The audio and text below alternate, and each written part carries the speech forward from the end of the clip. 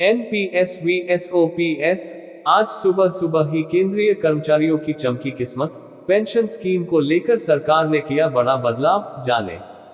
NPS VS OPS कर्मचारियों के लिए बड़ी खुशखबरी। दरअसल आने वाले वित्त वर्ष 2024-25 में सरकार केंद्रीय कर्मचारियों को नेशनल पेंशन सिस्टम के तहत बड़ा तोहफा दे सकती है।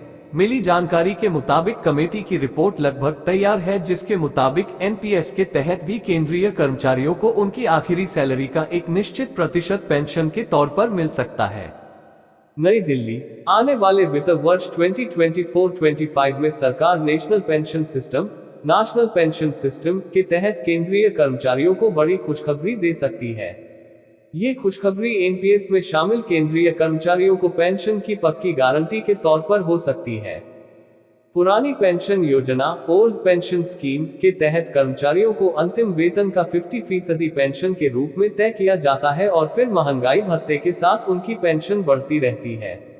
1 जनवरी 2004 को या उसके बाद नौकरी में शामिल होने वाले कर्मचारियों की पेंशन के लिए एनपीएस प्रणाली शुरू की गई थी, जिसके तहत कर्मचारी और सरकार दोनों एनपीएस फंड में एक निश्चित राशि जमा करते हैं, जो बाजार से जुड़ा होता है और कर्मचारियों से बाजार के रिटर्न का हिसाब रखता है।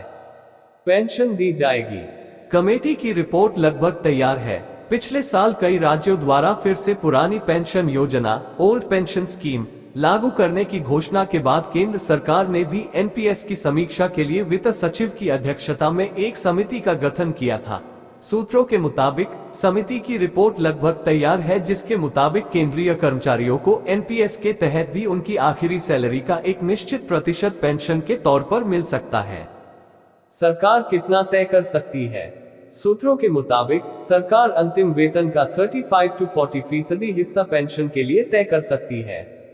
हालांकि इस फैसले से सरकार पर वित्तीय बोझ भी पड़ेगा, क्योंकि बहुत सारे कर्मचारी ऐसे होंगे जिनके एनपीएस फंड से अंतिम वेतन का 35 से 40% जो भी निर्धारित हो, पेंशन के रूप में नहीं दिया जा सकेगा।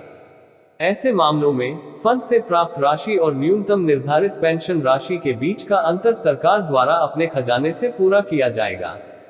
मान लीजिए कि किसी व्यक्ति का अंतिम वेतन 1 लाख रुपये है और सरकार अंतिम वेतन का 40% तय करती है, तो उसे 40,000 रुपये की पेंशन दी जाएगी, लेकिन एनपीएस फंड रिटर्न के अनुसार उसे प्रति माह केवल 35,000 रुपये का भुगतान किया जा सकता है।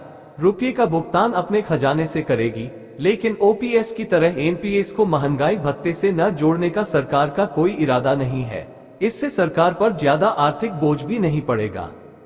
ओपीएस ओल्ड पेंशन स्कीम के तहत सरकारी कर्मचारियों को पूरी तरह से करदाताओं के पैसे से पेंशन दी जाती है, क्योंकि पेशे में उनका कोई वित्तीय योगदान नहीं होता है।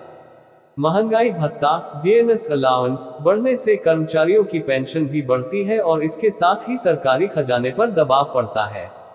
सूत्रों के मुताबिक वित्त सचिव की रिपोर्ट पर सरकार अप्रैल से शुरू होने वाले नए वित्त वर्ष में फैसला ले सकती है। फैसले से पहले विभिन्न हितधारकों से भी सलाह ली जाएगी।